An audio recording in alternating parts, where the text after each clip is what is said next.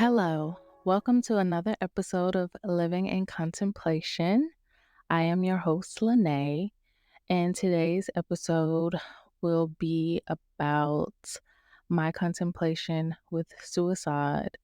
This is the end of the three-part series, so the end of my story as far as the past, anyways. Um, So, yeah. But before we get into that, I do want to take time to acknowledge that the month of September is Suicide Prevention Month. And this episode obviously will be airing on the last week of September. So, what a way to end the month. But um, I hope that my story helps someone. And yeah, that's what our trials and tribulations are their testimonies. Um, so if anyone you know, or if it's you yourself, that is contemplating suicide, please contact 988, which is the Suicide and Crisis Lifeline. I have used them in the past and I have found it very helpful just to talk to someone about, what's going on and why I have gotten to that point. So, without further ado, let's jump into it and hopefully I won't get too emotional discussing this. Um, I would first like to begin by reading three poems from my book that I wrote, um, 5 years ago now. I wrote it while my daughter was a newborn. And yeah, but here it is. So if obviously you're watching this on YouTube, you can see it. But the written soul by LJ. So it's my initials spelt out. I didn't want to put my name on it because I was kind of scared in the beginning about people knowing that it was me. But now I realize that that was dumb and it is okay. Um, but yeah, a lot of the poetry that's written in this book is from um, my childhood and, well, not really my childhood, but more like my teen years and up until like my 20s. Um, and so, yeah, if you want to check it out, you can. You can purchase it online at Amazon or Barnes and Noble. So, the three poems I am going to read. The first one is called Lifeless, and I um, wrote that when I was 16, and this would be the first time I attempted um, suicide. So let's get into it. 16, taking random pills in my parents' medicine cabinet. One by one, hope it puts an end to this torture. Wrote a suicide letter, bleeding ink. You have no idea of what's happening to me. Sorry to disappoint you, but I'm tired of living life. I want to end it now, just didn't know how else to express it. I can't say things aloud, so I lock myself in my room, crying with only these four white walls, writing how vulnerable I've been, how my self-esteem sucks, how I wish I was stronger, but I'm weak. Those who I thought were there for me only used me. They all betrayed my trust. I'm lonely at school. I'm alone at home. I'm ignored. No one notices me. I'm not pretty at all. Suddenly, I'm starting to feel dazed, crying. Hope you don't think I'm insane. 16, a lot of shit has happened. Rape, bullying. Hope you don't think I'm overreacting. This is my only chance to finally be at peace. No longer have to worry about what happens to me. When you find my lifeless body, I hope you understand that this world was too cruel for my soul, and in the end, I no longer could stand. So that was basically my suicide letter. Um, and when I think back on that, because obviously my 16-year-old self is just, it's very sad to think that I was in a place where I thought the only way it would get better is if I was to end my life. So the next poem I'm going to read is called Blank Space. Thinking of all the ways I could leave this earth, but then I reconsider. What about all the people I would hurt? I don't know why I get like this, why my moods are so scattered, feeling real down, just hoping I don't lose balance. Because when I'm overboard, I'm like a sinking ship, and you won't be able to save what's already gone abyss. And so basically, just being in this dark space for long periods of time and, you know, always trying to find that light at the end of the tunnel, but never being able to find it and just feeling like you're just in this dark space. So, Dark Clouds is the next poem I'm going to read. And this poem is really like explaining my depression that I've experienced throughout the course of my life because I'm not always depressed. Like I have great days. Um, but with that also comes some not so great days and then, worse days. And then it just builds. But I usually, at this point, I know when I'm getting in that place. And yeah, so I'm able to kind of like let people know, like, hey, I'm starting to feel like in this dark space, or, my mood is starting to, switch. So knowing that, being self aware, I can take time and like try and figure out, okay, well, what triggered it, you know, um, what I need to do to obviously get better and get out of that particular space. So, dark clouds. Is there rain in my forecast? Dark clouds, maybe. There is a quiet before the storm. A tornado is likely. When I'm alone in this dark room, only left with my thoughts, depression takes over, suicide erupts. Feeling suffocated, claustrophobic to be exact. These feelings, they constantly drown me to the point I start to overreact. My mind begins to tell me things, bringing up the past, telling me I'm worthless, I'll never be anything good. No one loves me, is screaming. I'm better off dead. This forecast is only getting darker. There's no sunshine ahead. There's no light to be shed. My life is dwindling. I'm being consumed. I gotta stay busy, whether it's work or school. I don't have time to rest, or else these thoughts erupt. Like, wouldn't it be better to end your life? Put an end to your misfortune. There would be no more pain left in sight.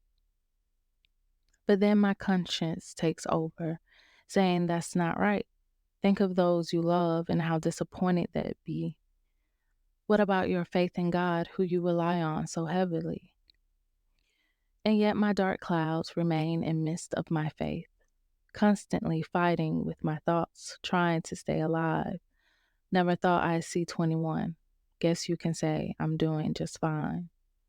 But how much longer can I fight this demon in my head telling me it's okay to walk away from life, that tomorrow's forecast indicates rain, the day after that, a major storm? Today, I can give you a breakthrough, sunshine, before your dark clouds resume. And that is what I refer to my depression as, dark clouds. And yeah, I feel that those three poems truly describe my contemplation with suicide.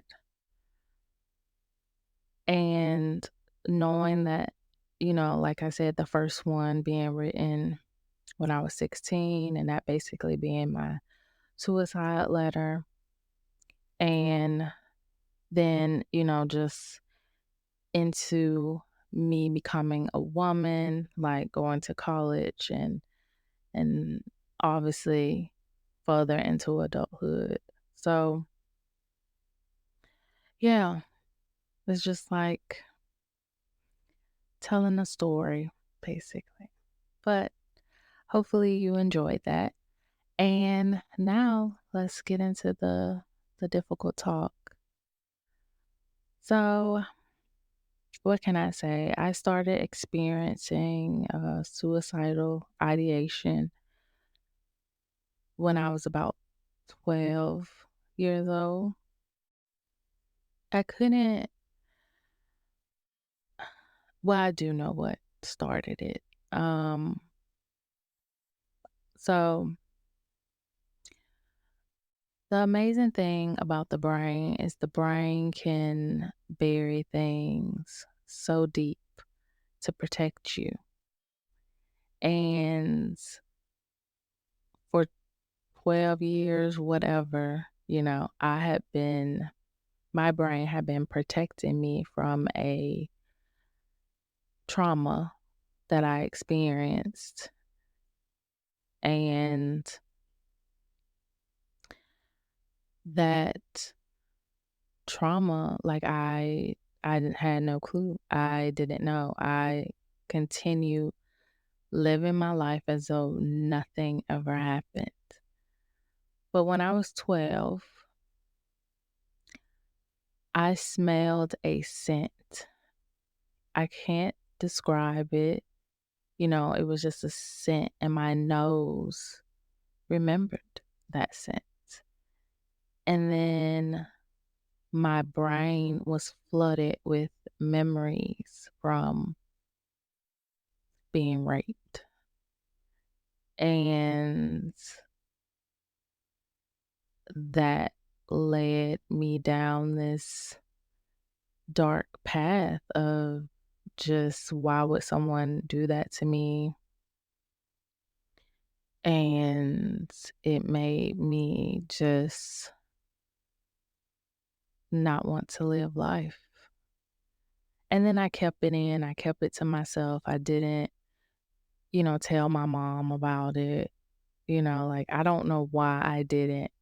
Maybe, I felt shame at the time, but I didn't tell anyone. I kept it to myself, and it was just too much to bear, too much to deal with.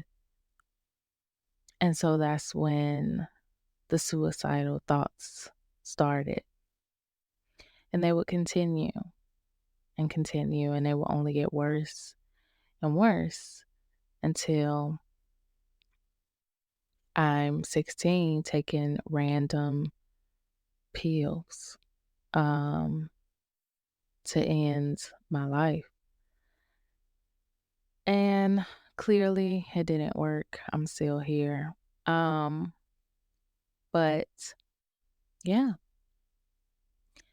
And then, you fast forward, so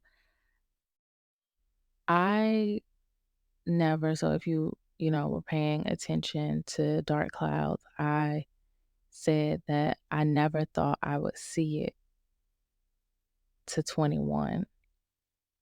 I had a thing that I would die young. I never thought 21 was an option for me, like that it would happen just because of how intrusive my suicidal thoughts were. And yeah, I was like, yeah, I'm not going to make it to 21. So it's a blessing that I'm still here. Um, but yeah, so fast forward, you know, to being 26, 27, I believe. I contemplated heavily. I'm not going to say attempted because I didn't do anything to, um, you know, take my life, but I was at the brink. So at this point, I just got married, hadn't been married that long, but, with my husband being in the military, we moved to a place. Um, and it was a place that I was not happy with.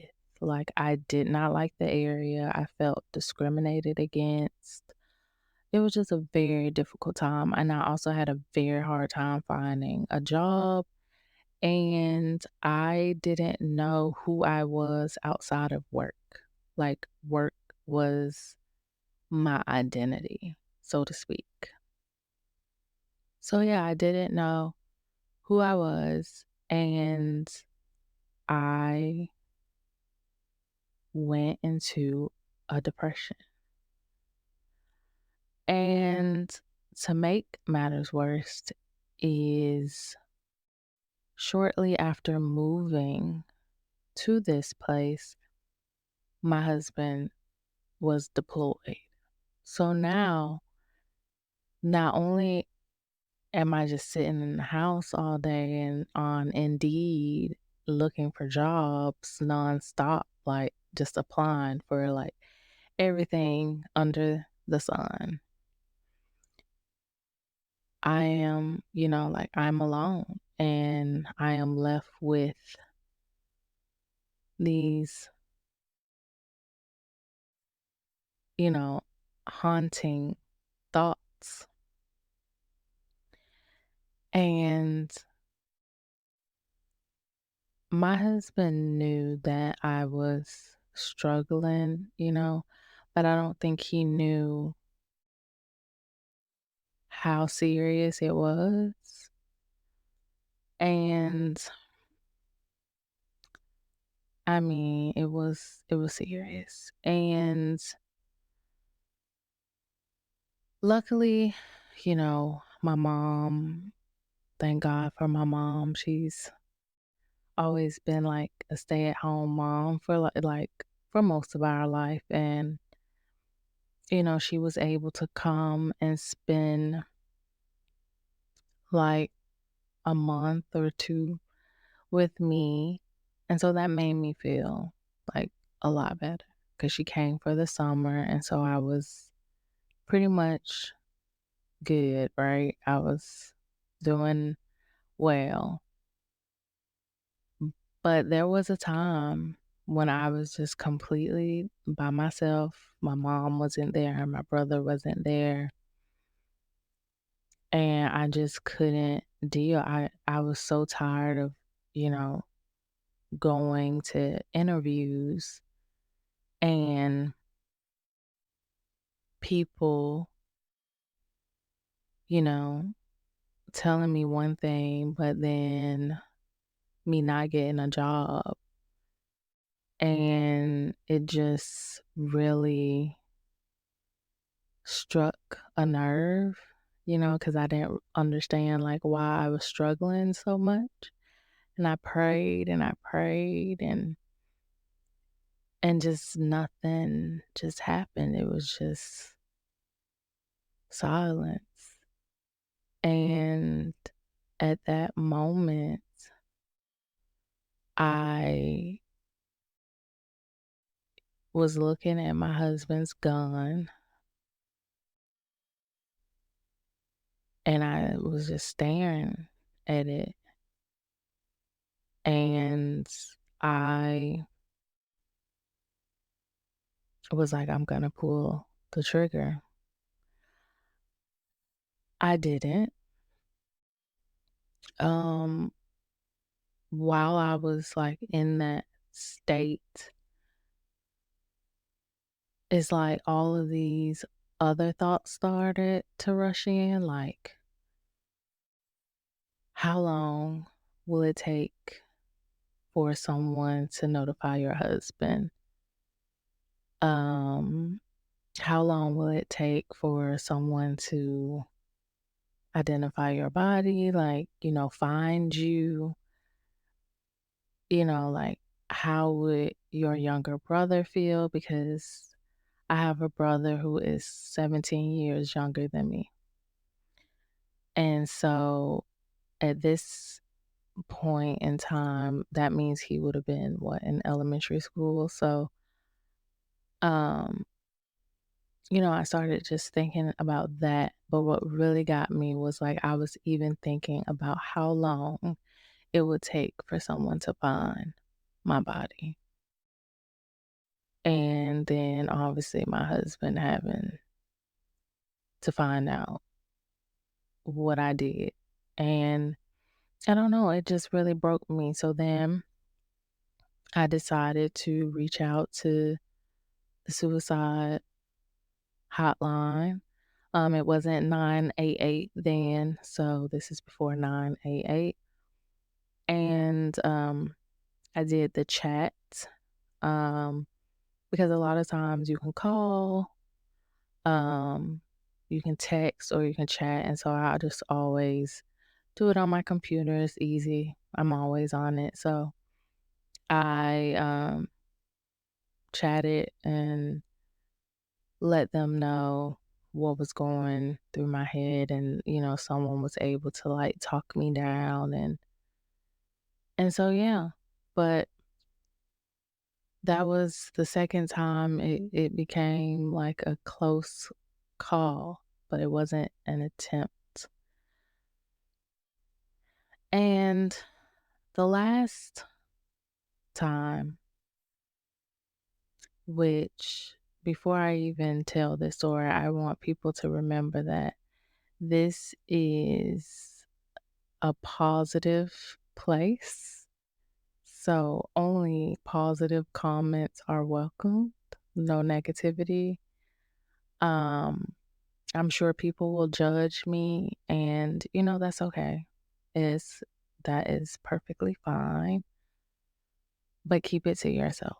Your thoughts, keep them to yourself, because I don't want to hear it if it's negative. Um, I am ashamed that it got to this point for me. Um,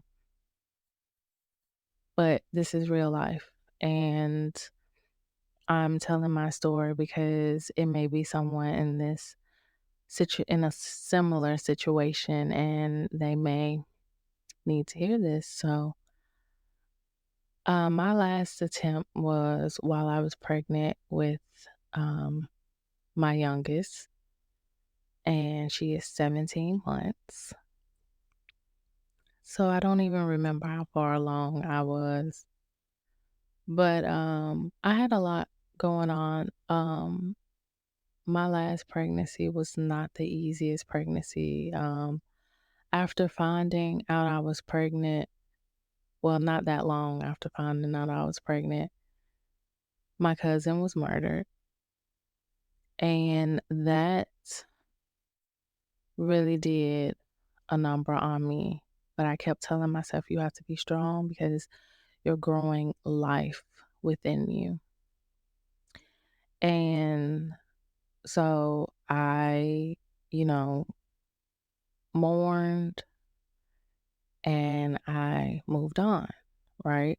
But I still think about him to this day, and I have pictures and things, but that was a very hard moment. Like, we all experience loss, and you lose people in the family and the people close to you that's not even in your family. And this was the first time I lost someone significantly close. Like, it was a little too close. And then obviously I experienced one of the worst losses this year. So, but yeah, so I was pregnant. I was I was showing, so I'm assuming I probably was second trimester. Um, but things just, me getting in my head and things just not going as I expected them to go. And the struggling with the pregnancy, because it was very taxing on my body this time around. And I didn't understand. I was like, is it because I'm older, or which could have been the case, right? But my daughter was also, my oldest was also, being a kid and mouthy, just so much attitude on that one. And I don't know, I was over life, um, in all honesty. And I felt like the devil was really trying to get me. Um, yeah, he was really trying to get me. And, you know, like I said, I am a Christian. I'm, a spiritual being. And I believe in, obviously, I believe in prayer, but I also believe that there are entities in this world that want to see you fail. And that was the moment for me. Um, there was something evil that wanted me to fail, and it was getting inside my head, and I was definitely prey to it. And also, when you're pregnant, hormones, and you're sensitive to things, and I was hypersensitive. And like, my mood swings, like, it was just a lot. But I had dropped my oldest off at school, and I was like, I'm over it. I don't want to be here anymore. I know I'm pregnant, but I don't care. And when I got home, I turned on my webcam on my computer, and I made a video. And that was basically my suicide letter. I text my family. And when I say, like, my family, I mean, like, my husband. I text both of my brothers, my mom, my dad, and I told them that I love them. And I got in my car, which was parked in the garage, and I turned it on.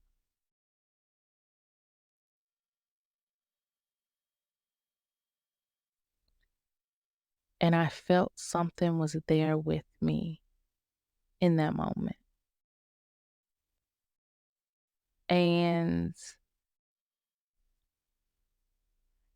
it's just crazy because initially I thought, oh, something's trying to stop me. But when I look back on it, whatever was there had been there for some time, like pretty much that week. I had been feeling, something. And I believe that whatever it was, it wanted me to end my life. But I came to and I realized that this is stupid. Like I have life in me. Now, had I not been pregnant with my daughter, I probably would have carried it out. But because my mind kept going back to that, and then I kept thinking about my cousin, and then obviously I'm thinking about the family, and I'm just like, oh, like we really can't deal with any more loss right now. And then that would have been a loss of not only me, but of my unborn child. And I I had turned the car off and I just cried and prayed. But that was the last time I attempted, right? Since, you know, we're going to say present 2024, have I contemplated? Yes. The thoughts, they don't go away, you know. You just have days where they're not present. Um, but they're there. They linger. And even this month, you know, um, it lingers. It happens. Now, I don't act on it. It's just a thought, but they are there. And what I really want people to understand is that just because a person seems to have it all together, just because a person appears to be strong, and just because that person is a social worker, a therapist, whatever, does not mean that they don't have their own shit that they're dealing with. And I have been dealing with a lot of stuff, but I'm grateful that I'm still here. And, I wish I could say that I have a lot of people in my corner, a lot of people that love on me and care about me and want to see me do great, want to support me, but I don't. As I've gotten older, I realize that you are lucky if you have as many friends as you can count on one hand. You are lucky. And, I know people. People know me. I may even call people friends. But it's like, are they really? friends or are they associates? And a lot of them are associates. Well, let's just be honest. They're associates. If I was about to die or even if I was, thinking of ending my life or I was going through something, would I really pick up the phone and call them? Probably not. Um, but luckily I have a mother who I love so dearly, who if I'm going through something, I can pick up the phone and talk to her. And she gets it, she understands it because she also has depression, she also has anxiety. So it's something that we have in common. And she's not going to judge me for it. She's going to try and help me just as I would try and help her. And obviously, I have my brothers, I have my husband, and I have friends that I could reach out to as well. But sometimes it hurts because the one person that I would have called, I no longer can call. And that is my bestest friend in the whole world. And I know I'm using the present tense, but even though she's not here, she is still my bestest friend in the whole world. And I miss her every day, every day. And now, when I even have thoughts, I just think about what would she say to me? You know, what would she say? And I know what she would say. She would say, I'm stupid. Um, or even thinking like that and to think about my daughters if I don't think about anyone else to think about them. And yeah. So if you love someone, love on them. Let them know that you love them. Show them that you love them. Don't just expect people to know. If you have friends that are always giving and you're just a taker and you never give, let this be a sign that you need to give something. Be a listening ear, you know, because those people that are givers are usually the ones that be suffering in silence. And I am a giver, like I love people that I connect with. Like I love them. Like I pretty much treat them like family and I give. Like that's just me, you know. Um if I can get it for them, I get it for them.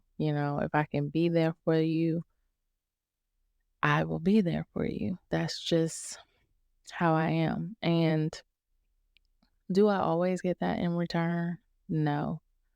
And then when I do get it, it's kind of weird because I'm the one that's used to, giving. And so when people do surprise me and do things to show how much they care, it feels weird in a sense.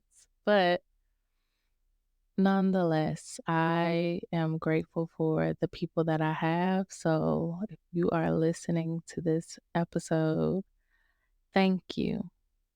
for all the grace, love, and care that you have shown me as I navigate my way in life. Living is hard, but you know, there's beauty in life, and that's what I try to hold on to and try to remember.